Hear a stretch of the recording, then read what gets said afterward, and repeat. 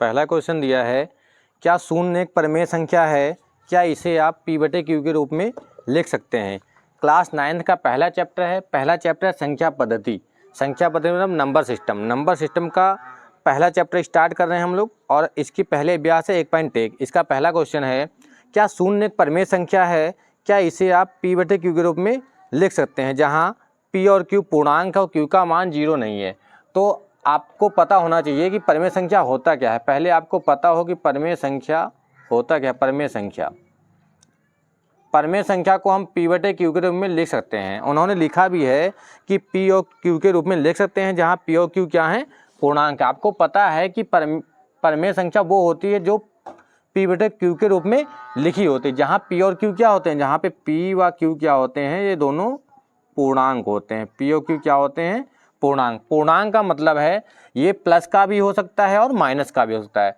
बस यहाँ पे q का मान 0 नहीं होना चाहिए। q का मान क्या नहीं होना चाहिए, 0 नहीं होना चाहिए। मतलब जो हर है, ऊपर अंश होता है, नीचे हर होता है, हर है वो 0 नहीं होना चाहिए। जैसे 2/3 है, ये परिमेय संख्या है क्योंकि p का मान 2 है और q का मान कितना है, q का मान 3 है।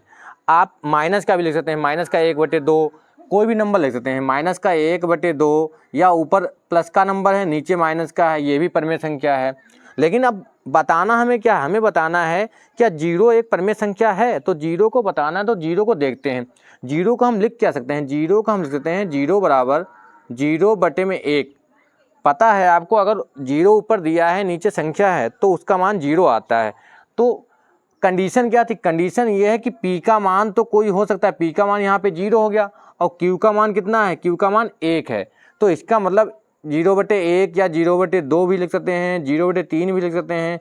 इसका मतलब क्या है, इसका मतलब है कि 0 जो है क्या होता है, 0 जो है, शून्य जो है वो परिमेय संख्या होती है। तो लिखेंगे हाँ, शून्य एक परिमेय संख्या है।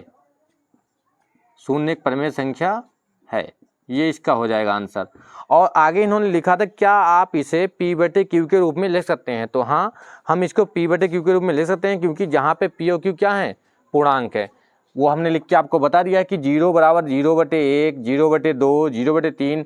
यहाँ पे कंडीशन क्या है, q का मान 0 के बराबर नहीं है, क्योंकि अगर नीचे 0 आ गया तो परिमेय संख्या नहीं होती। आपको ये पूरा पता होना चाहिए। और इसका जो प्राकृतिक संख्या क्या होती है, पूर्णांक क्या होता है, परिमेय संख्या क्या होती है, इसका एक अलग से आपको वीडियो मिल जाएगा।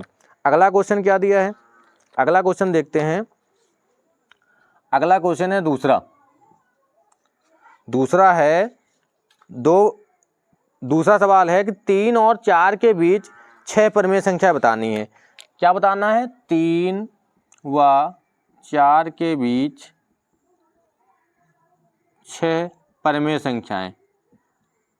ये संख्याएं हमें बतानी है 3 और 4 के बीच। मतलब 3 और 4 के बीच कितनी संख्या हो सकती हैं। आपको पता है कि परिमेय संख्या तो बहुत सारी होंगी, लेकिन आपको सिर्फ 6 परिमेय संख्या बतानी है।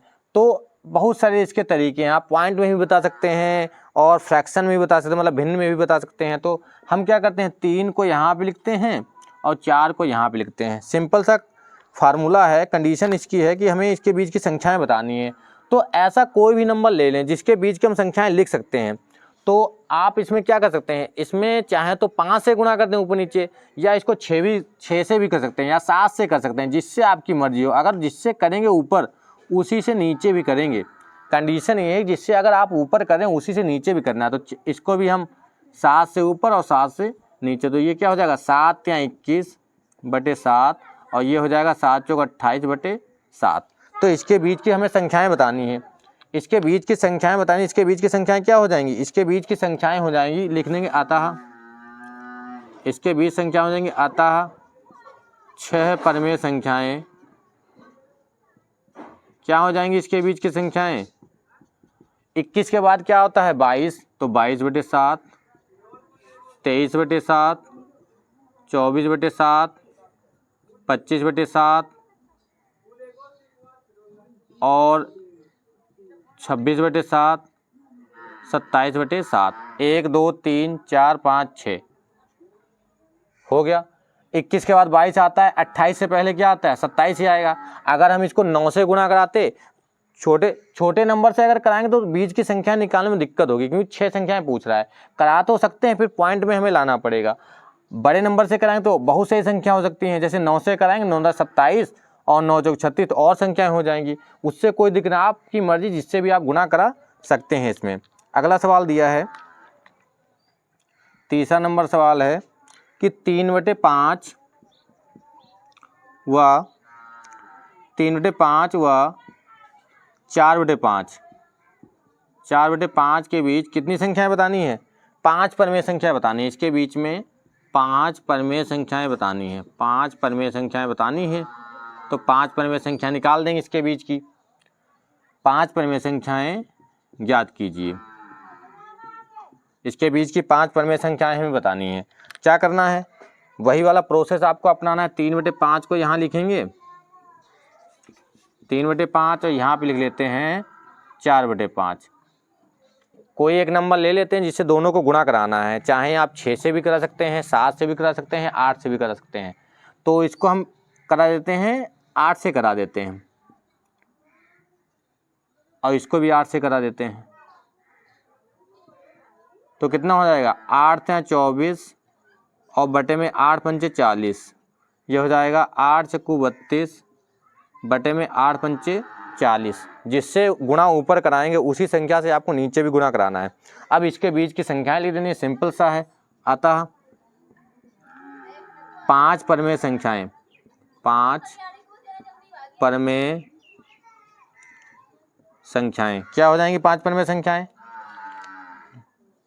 24 के बाद क्या आएगा? 25, 25/40, 26/40, 27/40, 28/40 और 29/40।